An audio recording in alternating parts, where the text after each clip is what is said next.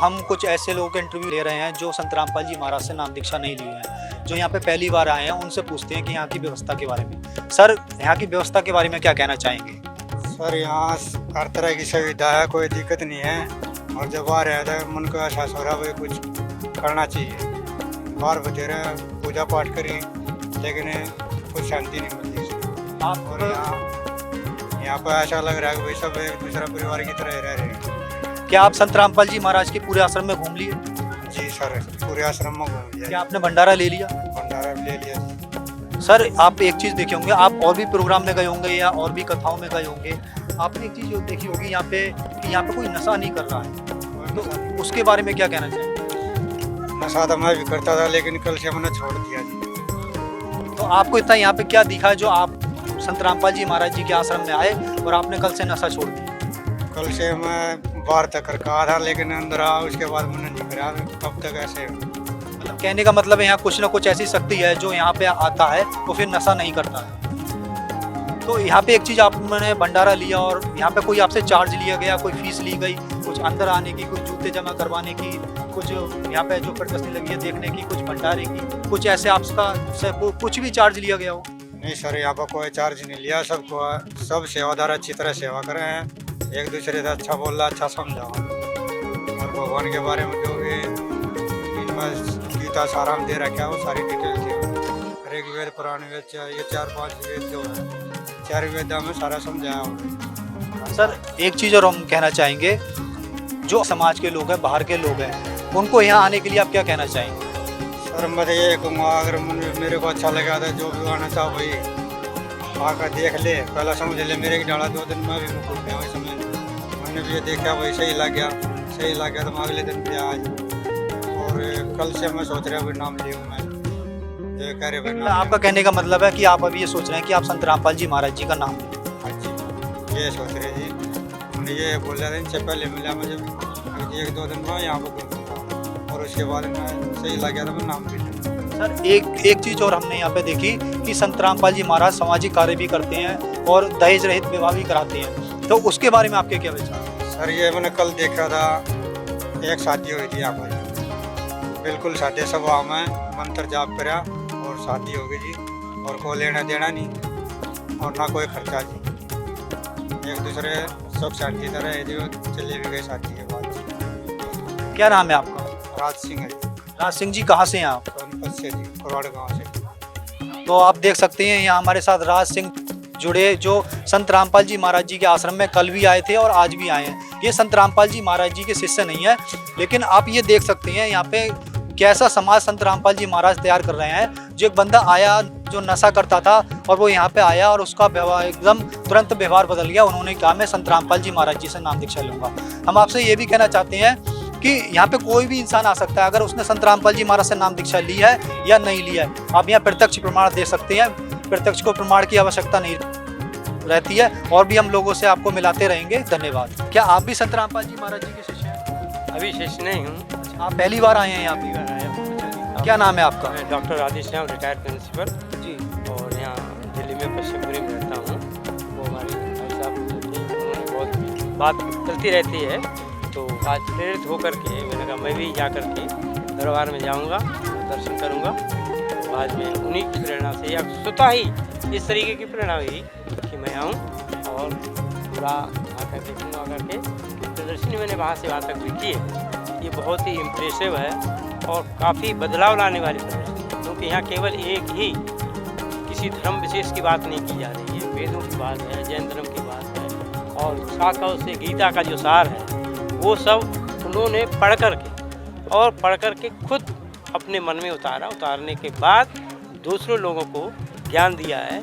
ये बहुत ही बधाई की बात है और मैं बहुत आज प्रभावित हूँ इन सब चीज़ों से। अब जो पिछला पूछें। सर, क्या आप संत रामपाल जी महाराज के आश्रम मुंडका में दिल्ली में पहली बार आए हैं, पहले भी आ चुके हैं? मैं पहली बार आया हूँ। तो आपने आश्रम घूमा? हाँ, आश्रम वहाँ दूंगा, प्रसाद लिया। इसके बाद हमारे जो साथ आए हुए हैं उन्होंने कहा कि चलो आपको प्रदर्शनी दिखाते हैं आकर के। आपका क्या अनुभव रहा?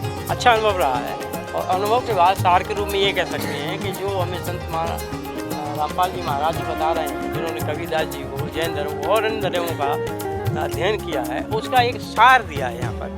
कि व्यक्ति कहीं भी जाए, हैं, कहते हैं मथुरा जावे, वृंदावन जावे, कहीं भी जाए, कहीं तीर्थ स्थान पर जाए, जब तक वो अपने अच्छे कर्म नहीं करेगा तब तक उसका कोई उद्धार नहीं हो सकता। अच्छे कर्म का, क्योंकि कर्म प्रधान विश्व रचना का जो स्कीम का, तो कर्म ही मुख्य चीज़ है। और कर्म, अच्छे कर्म करने के परिणाम हमें सत्संग से मिलती है। वो सत्संग आज देख करके मैं बहुत ही भावपूर्ण हुआ हूँ, काफ़ी प्रसन्नता हुई मन में कि इस तरीके के व्यक्ति को अपना आचरण करना चाहिए। उस आचरण के आधार पर ही वो अपना कुछ सुधार कर सकता है। अब तो वही चीज़, उसी चीज़ की प्रेरणा हमें रामपाल जी अपने अध्ययन के आधार पर दे रहे हैं। वो कुछ उन्होंने अपनी नई बात नहीं की, उन्होंने, मैंने बड़ा प्रसन्नता हुई। अभी संत रामपाल जी के बारे में अनेकों प्रकार की भ्रामक बातों का प्रचार किया जा रहा था कि वो इसको नहीं मानते, उसकी निंदा करते, उसकी निंदा करते हैं। तो इस बात को आज मैं बिल्कुल स्पष्ट हो गया है मुझे कि वो किसी की निंदा नहीं करते। चारों वेदों का भी उन्होंने उदाहरण दे करके समझाया है कि इन वेदों में ये मानव कल्याण की बातें यहाँ पर लिखी हुई हैं। जैन धर्म में मानव कल्याण की बातें ये लिखी हुई हैं। गीता के अंदर फला श्लोक के अंदर ये मानव जाति के लिए उसका उद्धार करने की बात लिखी है। इसी तरीके से बौद्ध धर्म में भी लिखा हुआ है।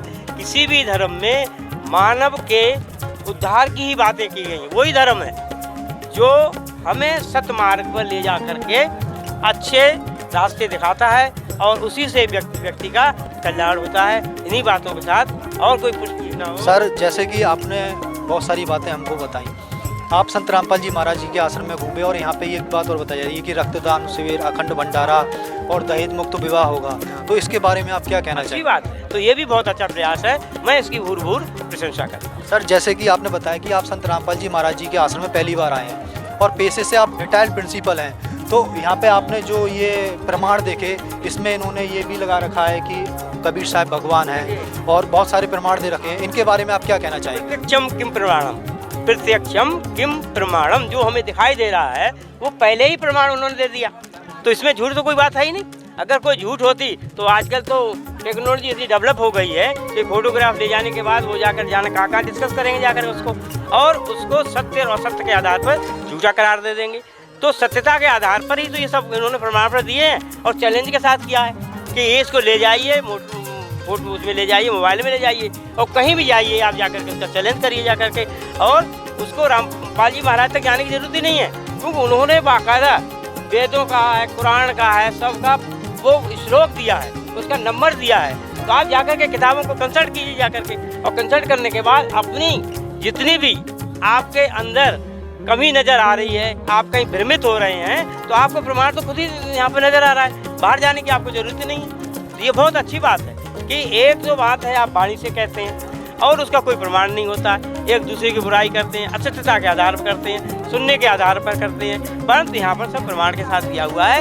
इसलिए जिसको यहाँ पर भी कोई झूठ नज़र आ रहा है वो जा कर के वेद को कंसल्ट करे, जैनियों के ग्रंथों को करे, बौद्धों के ग्रंथों को करे, गीता के सारे श्लोक दे रखा है उसको कंसल्ट करे जाकर के। जब गीता में हर जगह ये चीज़ नज़र आ रही है तो अप्रत्यक्ष उसका असत्य होने का कोई कारण मुझे तो नज़र नहीं आ रहा है। बाकी उनकी अपनी जैसी रही भावना, जैसी फिर वो मूर्त देखी थी जैसी, वो नहीं चाहते किसी तरीके के किसी व्यक्ति को आगे आए, क्योंकि समय समय पर इस धरती पर महापुरुषों के जन्म होते रहते हैं। तो इसलिए हमारी बात को आप तभी माने जब प्रमाण के साथ आपको कोई चीज़ नजर आए। सर, जैसे कि आपने बताया कि संत रामपाल जी महाराज अपनी तरफ से कुछ नहीं बता रहे हैं, हमारे वेदों से ही बता रहे हैं, पढ़ करके बता, और आपने करने के आधार पर बता रहे हैं। जहाँ तक मेरी अपनी विचारधारा है, बाकी मैं वो महापुरुष हैं, उनका रुझान क्या है वो जाने हैं, हम उन तक तो नहीं पहुँच सकते, ना हम उसके बारे में कुछ ज़्यादा बुराई की बात कर ही नहीं सकते।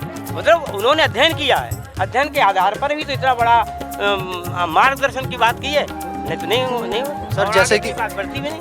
जैसे आपने बताया कि आपके बारे आपको भी बहुत भ्रांतियाँ थी संत रामपाल जी महाराज के बारे में। भ्रांतियाँ नहीं थी, सुनते थे, भ्रांतियाँ कभी नहीं हुई। ऐसा मैं कभी महापुरुष के बारे में भ्रांति नहीं करता। जो लोग मैं जो आपको फिर रिपीट कर रहा हूँ, भ्रांतियाँ नहीं थी, सुनते थे कि भाई वो ये है वो। मैंने कहा भाई देखिए, आप अपनी बात कहते रहिए, दूसरे के बारे में आप उस पर आरोपण क्यों लगा रहे हैं? सर, जैसे कि आप एक मैंने जैसे सुना। कि आप एक सज्जन पुरुष हैं, आपने उन भ्रांतियों को सुना, उन पे यकीन नहीं किया, लेकिन वो बहुत सारे लोग ऐसे हैं जो टीवी पे देख के हाँ, मैंने उन बहस की, भ्रांतियों बहस करने के को बाद चुप करा दिया। यकीन कर लेते हैं। उनके बारे में आप क्या कहना मैंने चाहेंगे? कह दिया, बहस की मैंने, बहस करने के बाद उनको चुप करा दिया कि जब तक आपने किसी व्यक्ति विशेष के बारे में, आप तो पड़ोसी के पीछे 20 बातें करते हैं। सर आप एक बात बताइए, अब जो यहाँ पे जो ये जगह पे पवित्र कार्य हो रखा है और जो लोग इसके बारे में नहीं जानते हैं और वो आना चाहते हैं, तो उनके बारे में आप क्या नहीं कहना कहना, चाहेंगे? वो आए और आने के बाद यहाँ से कुछ ग्रहण करके जाएं, क्योंकि यहाँ कोई, देखिए नशा की बात आपने की, वो नहीं करता होगा, वो भी छूट जाएगा, और कोई अपवित्र कार्य की बात कोई नहीं हो रही है। तो हम तो कह रहे हैं ज़्यादा से ज़्यादा है जन समुदाय यहाँ से जुड़े और यहाँ से कुछ अच्छी बातें लेकर के जाए, जिससे उनका कल्याण होगा, उनके परिवार का कल्याण होगा, पड़ोसी का कल्याण होगा और नाते रिश्तेदारों का भी कल्याण होगा। कल्याण का आधार है अच्छे कर्म। आप एक बात बताइए कि जो संत रामपाल जी महाराज हैं और अन्य भी संत हैं जितने देश में हैं, अन्य संतों के शिष्य भी हैं, तो वो नशा करते हैं, कुछ करते हैं कुछ नहीं करते हैं, लेकिन संत रामपाल जी महाराज जी के जितने शिष्य हैं वो कोई भी नशा नहीं करता है। चाहे अपने पैसे दोगे फिर भी नशा नहीं करेंगे। हमने ये रिसर्च की थी, तो इसके बारे में क्यों क्या कहना चाहेंगे? आपकी रिसर्च बिल्कुल ठीक है। देखिए शंकर भगवान को कहते हैं जब शिवरात्रि आने वाली है, हम आपसे ये पूछना चाह रहे हैं और संतों में और संत रामपाल जी में क्या फर्क है? मैं वही भेद आपको स्पष्ट तो कर रहा हूँ ना कि शंकर भगवान को कहते हैं कि वो नशेड़ी थे, धतूरा खाते थे, गांजा अफीम पीते थे, जो उनके अनुयायी बैठे हुए हैं खूब दम लगाते हैं और मस्त होकर के कोई धर्म का कार्य नहीं करते, है ना। तो इस बारे में हम आप बिल्कुल स्पष्ट कहते हैं कि जो नशा करेगा, चाहे वो किसी संप्रदाय का हो, वो जन कल्याण समाज कल्याण का कार्य कोई भी नहीं करता, क्योंकि वो नशे में समय मस्त रहता है। तो जन कल्याण कहाँ से हो जाएगा? हम ही नशा करेंगे तो हमारी बुद्धि घूमती रहेगी, और घूमती रहेगी तो विचार करने की बात आती है। तो विचार ही हमारी पराकाष्ठा का नीचे गिरने का सबसे बड़ा कारण है। अभी आपने देखिए पश्चिम बिहार के लोग, तो आप देख सकते हैं हमारे साथ जुड़े थे डॉक्टर राधेश्याम जी, जो यहाँ पे लोकल थे, यहाँ पे आए और उन्होंने संत रामपाल जी महाराज जी के बारे में बताया। और ये अभी संत रामपाल जी महाराज जी के शिष्य नहीं है, लेकिन उन्होंने बहुत सारी चीज़ें हमको बताई और भी लोगों का हम इंटरव्यू लेते रहेंगे। और हम ये भी कहेंगे कि जो भी समाज हमें देख रहा है वो एक बार संत रामपाल जी महाराज जी के आश्रम में जरूर आए और देखे कि यहाँ पे क्या सच्चाई है। जैसे डॉक्टर साहब ने भी बताया कि इन्होंने भी सच्चाई देखी और इनका भी हृदय परिवर्तन हुआ। धन्यवाद जी। अच्छा क्या नाम है सर आप? सर मेरा नाम राजेश यादव है। राजेश यादव जी, आप कहाँ से आए? अभी मैं मैनपुर से आया हूँ, मेरा गांव द्वारिकापुर है। मैं वहाँ से आया हूँ, मैंने सुना भाई साहब के साथ आया हूँ और इन्होंने कहा वहाँ बहुत अच्छा प्रोग्राम होता है। मैं इनके सहयोग से मैं भी मतलब संत कबीर जी को मैं बहुत मतलब उनसे बड़ा कोई संत नहीं मानता हमारी नज़र में।